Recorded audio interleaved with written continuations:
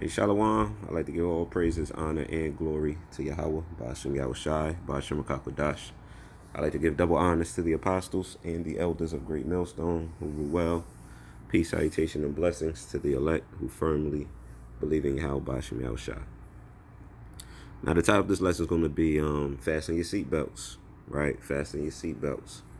And, the purpose of fastening your seatbelt is, we all know, to keep yourself protected in the event of, misfortunes on the road, right?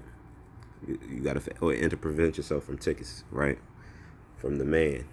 And I spiritually mean that in a sense, fasten your seatbelt, in the sense of, preparing and gearing up yourself with this word, with this truth, because as we see, you know, here it is, Israel is dragging America into the Third World War, fulfilling prophecy, how the least of the flock shall draw them out. Word just got back, that Iran had bombed U.S. bases over there in Iran, or within that area.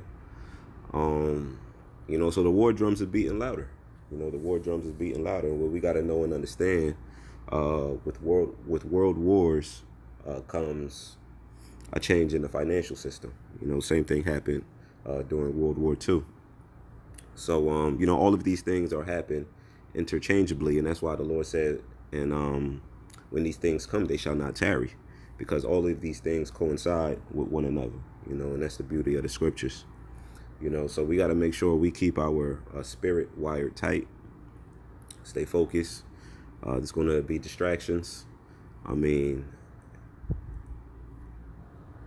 we got to try to, and with those distractions, Salakia, and with those distractions, we got to strive to overcome those distractions by putting Yahweh Ba'ashem Yahushai first, by putting Yahweh Ba'ashem Yahushai first. So the first scripture I got here is the book of Acts, chapter 14, verse 22.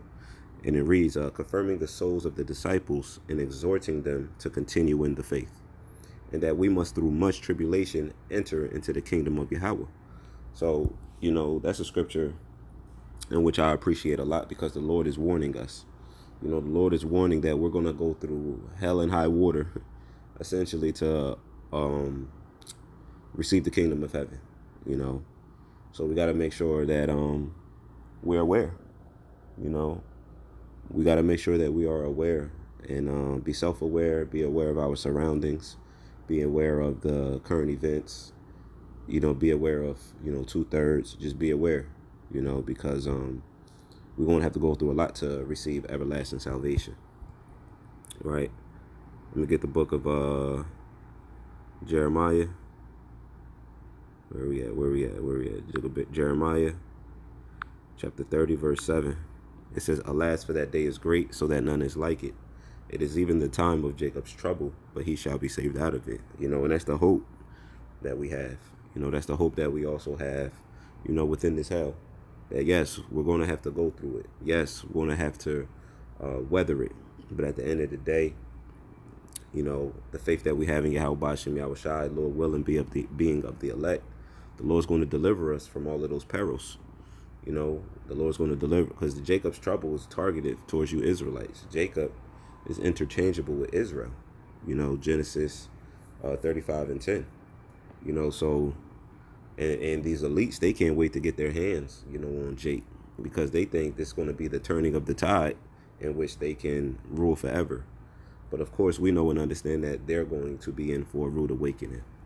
But the beautiful thing is that the Lord is going to save us from these harsh realities, man.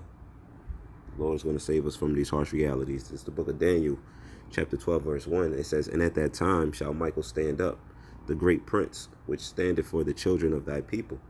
And there shall be a time of trouble, such as never was since there was a nation, even to that same time.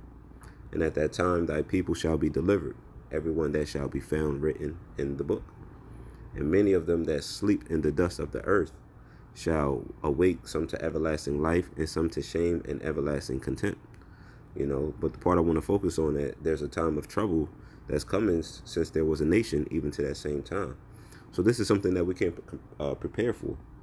The trouble, the destruction, the hell that's coming is something that you cannot prepare for. So you got guys who are calling themselves doomsday preppers. You can't prepare for what's coming.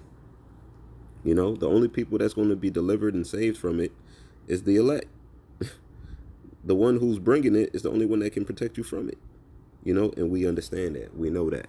That's why you're going to have a lot of people going down to Egypt for help, by taking that microchip, because they're going to think taking that MOTB, which is the mark of the beast, the microchip, the charagma, they're going to think that's the way and the solution from the problems in which they're facing, and that's going to be a part of the whole new financial digital system in which they're alluding to. I believe they got something called the Genius Act, in which they just passed on stable coins. You got Bitcoin ETFs, XRP ETFs. Everything is on the books, for these stable coins. You got JP Morgan coming up with a stable coin. They told you not to invest in Bitcoin when it was what? $20,000. Now they're telling you it's okay to invest in it. Now the banks are working with you. Now you can leverage it for a loan. These are the games these devils play.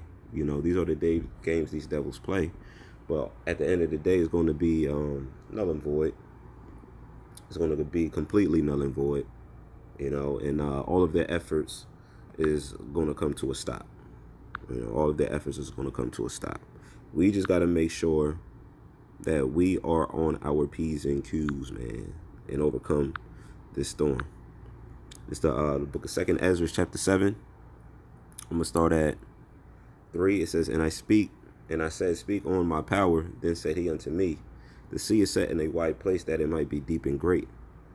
But put the case, the entrance were narrow and like a river. Who then could go into the sea to look upon it and to rule it? If he went not through the narrow, how could he come into the broad? There is also another thing. A city is builded and set upon a broad field, and is full of all good things. The entrance thereof is narrow, and is set in a dangerous place to fall, like as if there was a fire on the right hand and on the left a deep water. That's what it's like walking this truth. You can fall off at anything. The fire represents temptation and destruction, and the water represents temptation and destruction. And we got to walk that fine line. We got to have our seatbelts fastened in order for us to stay on that line and not fall off either which way. And the only way you can stay upon that line is that you got to be balanced. A false balance is abomination to the Lord, and you got to find your balance. Your balance, of course, has to be incongruent with this holy scriptures. But once you find your balance, it'll be that much more easier for you to walk this path of truth. The problem is a lot of people never find their balance. They're either over righteous or they're not righteous enough. It says, verse 8, and one only path between them both, even between the fire and the water, so small that there could but one man go there at once.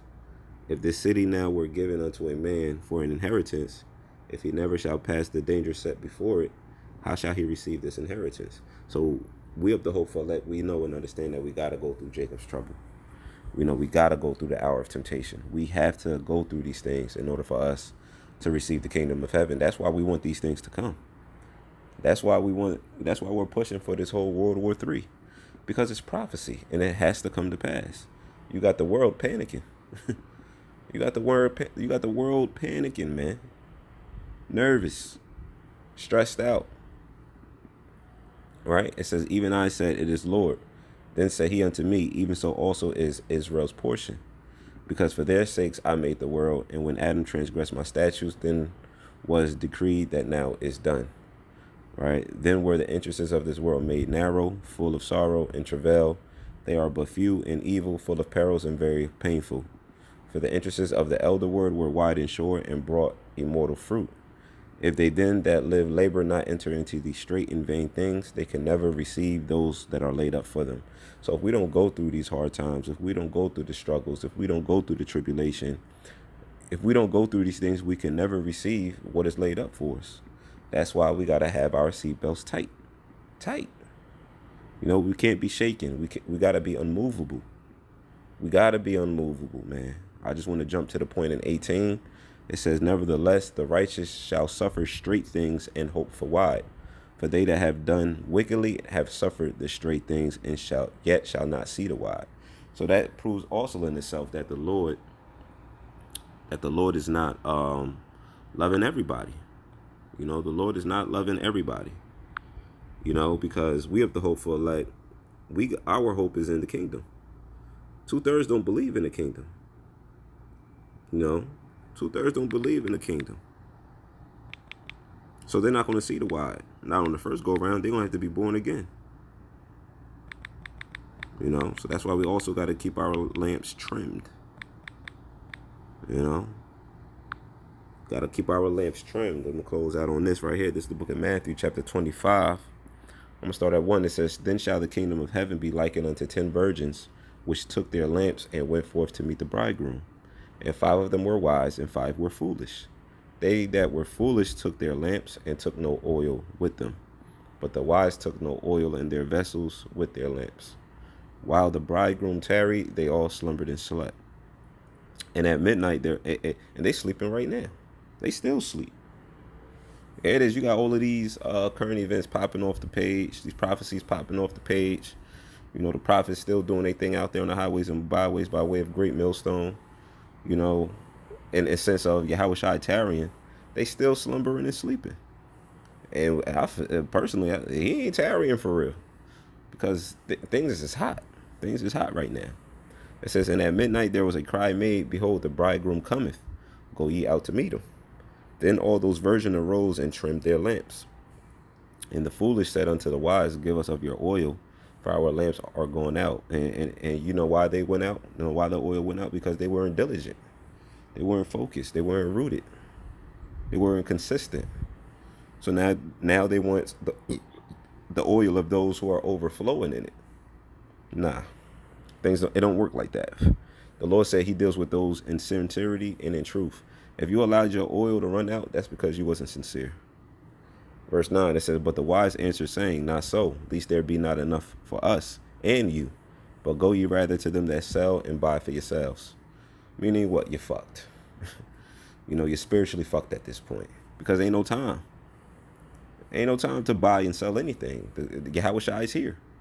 It says, And while they went to buy, the bridegroom came. They ran out of time. And they that were ready went in with him to the marriage, and the door was shut. So it's about being ready. You know, if you stay ready, you ain't got to get ready. You know, we up the whole full elect, we're ready. We're prepared. You know, we doing what we got to do. The Lord said, Fight for him, strive for the truth unto death, and I shall give thee a crown of life. All we got to do is put the work in. We got to defend the gospel. And when that time comes, the Lord is going to defend us. That's when we take our foot off the gas. We have no control at that point. I mean, we don't have control now. But as far as the work that gets put in, the only thing we have to exercise is faith in that day and in that moment. You know, verse 11, Afterward came also the other virgins, saying, Lord, Lord, open to us. But he answered and said, Verily, I say unto you, I know you not. Watch therefore, you know neither the day nor the hour wherein the Son of Man cometh. And that's the message. That's the purpose. You never know when the Lord is coming. You never know when the Lord is coming. You know? But he's coming soon. We know that by way of what? The current events. We measure the times diligently within itself. You know? We measure the times diligently within itself. So, you know, that's pretty much what I got, you know, for this. You know, fasten your seatbelts, man. Keep the spirit heavy upon you. You know, the Fallout boys, hey, man, you better hope the Lord have mercy on you. Better hope the Lord have mercy on you, because your judgment is going to be that much greater. You know, because you knew better and didn't do better. You know, you knew better and didn't do better. And to the agents out there, you fucking, you know, rats. You know what I'm saying? The Lord got a special place in hell for y'all niggas too. You know what I'm saying? The Lord got a special place in hell for y'all niggas too. So, you know, we in that time to where the goings is going to get tough. You know, but the silver lining in all of that is that we're going to be delivered. You know, to prove that, let me get the book of Revelation, chapter 3, verse 10. It says, Because thou hast kept the word of my patience, I also will keep thee from the hour of temptation, which shall come upon all the world to try them that dwell upon the earth. Behold, I come quickly. Hold that fast which thou hast, that no man take thy crown. And that's what? Your mind, your spirit, you know, this word. So Lord willing, I was edifying. I'd like to give all praises, honor, and glory to Yahweh Bashim Yahushai, Bashim Kakwadash. I'd like to give double honors to the apostles and the elders of Great Millstone who rule well. Peace, salutation, and blessings to the elect. Shalom.